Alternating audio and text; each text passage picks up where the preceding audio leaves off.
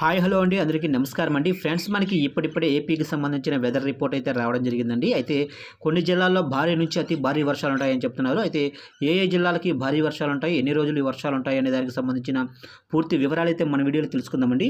Video మాత్రం ఎక్కడ skip చేయకుండా చూడండి ఫ్రెండ్స్, అప్పుడే మనకి పూర్తి సమాచారం అయితే తెలుస్తుంది. ఇక లేట్ చేయకుండా వివరాల్లోకి వెళ్ళిపోదాము. ఇక బంగాళాఖాతంలో ఏర్పడిన అల్పపీడనం వాయుగుండంగా మారడంతో తెలుగు రాష్ట్రాలలో వర్షాలు దంచి కొడుతున్నాయి. గోదావరి, కృష్ణా పరివాహక ప్రాంతాల్లో పలు చోట్ల వరదలు ముంచెత్తుతున్నాయి. ఇక నిన్న ఆంధ్రప్రదేశ్ రాష్ట్రంలో కాస్త వర్ష ప్రభావం తక్కువగానే ఉన్నప్పటికీ ఎగువ ప్రాంతాలలో కురుస్తున్న భారీ వర్షాలకు గోదావరి, కృష్ణా పరివాహక ప్రాంతాలలో వరద తీవ్రత పెరుగుతుంది. ఇక ఏపీలో వర్ష బీభత్సం ఎలాగుందంటే, ఇక రోడ్లు కోతకు గురి కావడంతో పాటు రహదారులపైకి పెద్ద ఎత్తున వరద నీరు చేరడంతో ప్రజలు తీవ్ర ఇబ్బందులను ఎదుర్కొంటున్నారు. ముఖ్యంగా ఏలూరు, తూర్పుగోదావరి జిల్లా అనకాపల్లి, అల్లూరు సీతారామరాజు, ఎన్టీఆర్ జిల్లాల్లోనే వందలాది గ్రామాలకు వర్షాలు, వరదల కారణంగా రాకపోకలు స్తంభించాయి. ఇక రాష్ట్ర వ్యాప్తంగా 1,00,000 ఎకరాలకు పైగా వ్యవసాయ, ఉద్యాన పంటలు దెబ్బతిన్నాయని అధికారులు అంచనా వేస్తున్నారు.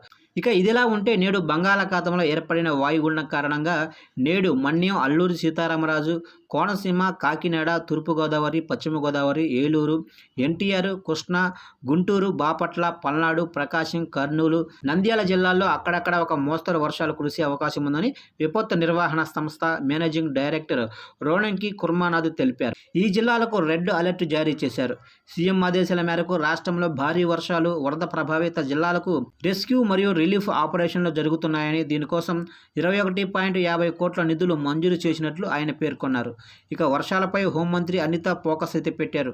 ఎప్పటికప్పుడు వరద ప్రవాహాన్ని పర్యవేక్షిస్తూ అధికారులకు తీసుకోవాల్సిన చర్యలపై సూచనలు ఇస్తున్నామని ఆయన తెలిపారు. అంతేకాదు రాష్ట్రంలోని వర్షాలపై, ముఖ్యంగా వర్షాల కారణంగా తీవ్రంగా ప్రభావితమవుతున్న శ్రీకాకుళం, విజయనగరం, అల్లూరు సీతారామరాజు జిల్లాలపైన హోంశాఖ మంత్రి వంగలపూడి అనిత ఆయా జిల్లాల కలెక్టర్లతో మీడియా కాన్ఫరెన్స్ నిర్వహించి అక్కడ పరిస్థితులను అడిగి తెలుసుకున్నారు. అధికారులకు దిశానిర్దేశం కూడా చేశారు. ఇక ఇదిలా ఉంటే తూర్పుగోదావరి, ఏలూరు జిల్లాల్లో 195 గ్రామాలపైన వర్ష ప్రభావం అధికంగా ఉందని అధికారులు అంచనా వేస్తున్నారు.